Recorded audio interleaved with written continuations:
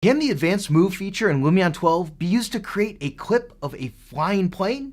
Of course! Let me show you how.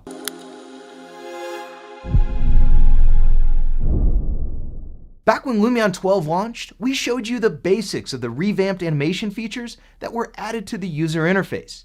Let's take things one step further this time. We've opened up the desert template, and we're going to add a bit of action to it by animating two objects using the advanced move effect. The first one will be a plane that is flying and is going to land somewhere behind the camera.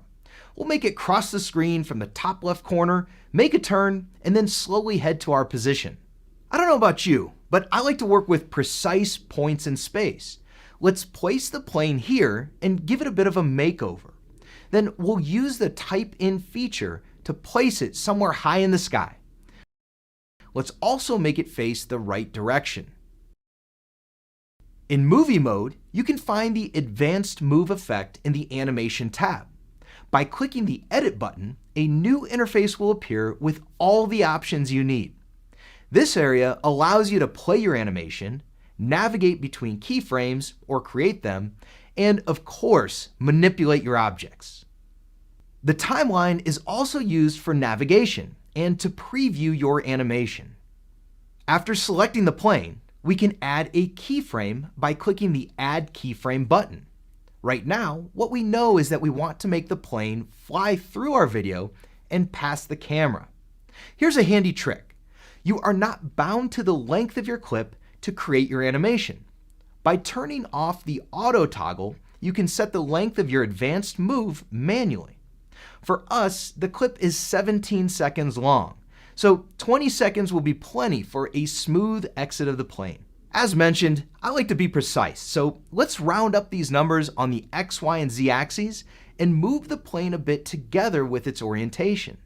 50 degrees should be fine, but to showcase this feature too, you can double-click the slider and type in the amount you want.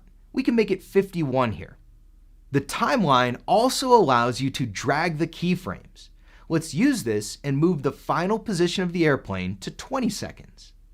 Because Lumion uses intuitive animation tools, you sometimes need to zoom out a bit to get an idea of the path you want to animate.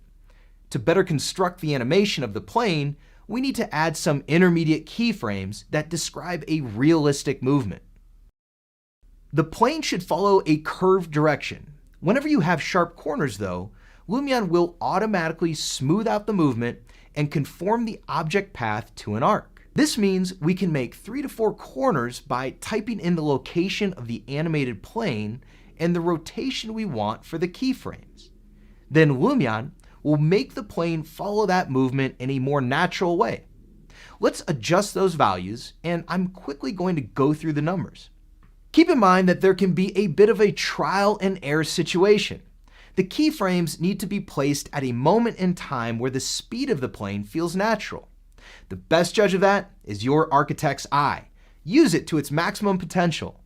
A couple more keyframes to finish off the animation, and let's take a look at the result. Wow, that's awesome. Time to kick things up a notch and animate our second object. I have this old cylinder imported into Lumion, and we could potentially turn it into a disheveled haystack or a tumbleweed. Call it whatever you want.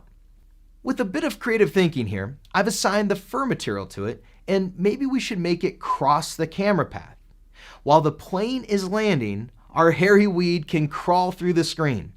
Jumping back into advanced move, we can use the same trick as we did with the plane. We'll set the start point and the end point of the tumbleweed animation and then split it in small pieces. This way we can have a consistent speed. We can place the weed somewhere close to this tree. So in the same spirit as before, let's type some coordinates. What we know from moving and cartoons is that those things can spin and jump at fairly constant intervals. So why not use advanced move to make that happen? 3 to 4 seconds should be enough for a loop, and every 2/3 of a loop, the object should be at the peak of its jump.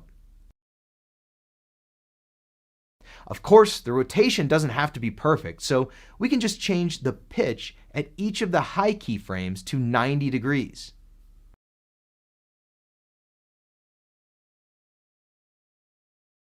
Come on, that's pretty cool, right? A little trick for you.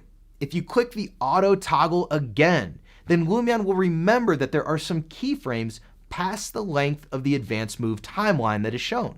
I think we should take a look at this clip. This could not have ended up any better.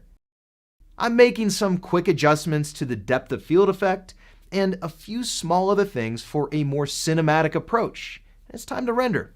And no Lumion tutorial is complete without a bit of eye candy at the end.